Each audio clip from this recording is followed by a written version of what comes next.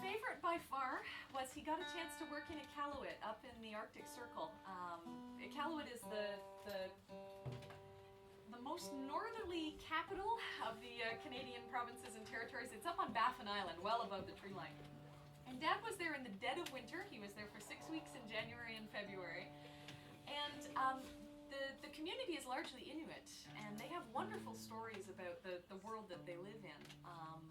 He brought back all sorts of awesome pieces of art. He brought back sculptures from the artists in the community, drawings from the kids at the schools, and he brought back stories, which are still told in the community, which he knew would mean the most to me. And this one really caught my fancy. It is the tale of Sedna, who was a beautiful Inuit girl. Now, Sedna one day went on a long voyage across the ocean with her father in a double kayak, each with a paddle. But in those days, the ocean was empty and lifeless, and so their presence upon the glassy surface attracted the attention of a storm who lived on the far horizon.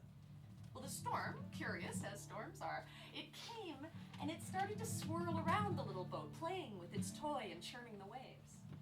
Well, realizing their danger, they turned the boat and started to make for the safety of the far harbor.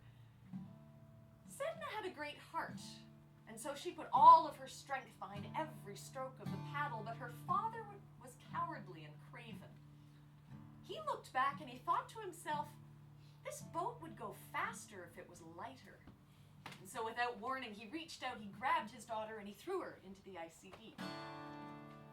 Well, that could have been the end of the tale. But it wasn't. Because Sedna had such a great heart, she swam behind the boat and grabbed a hold and wouldn't let it advance.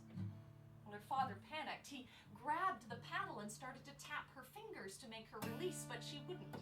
And she didn't. But finally, the terrible cold turned her fingers into clear icicles.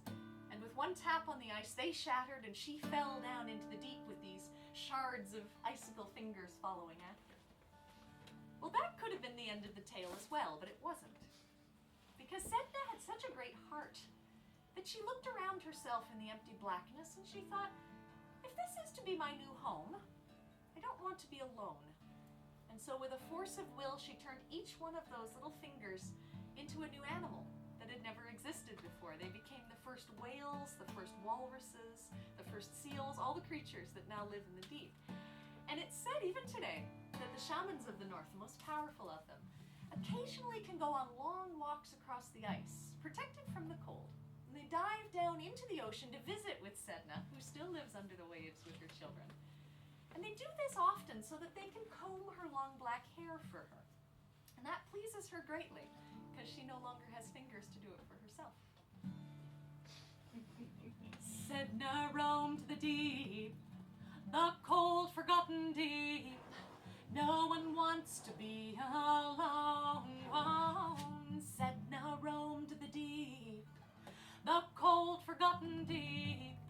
No one wants to be alone.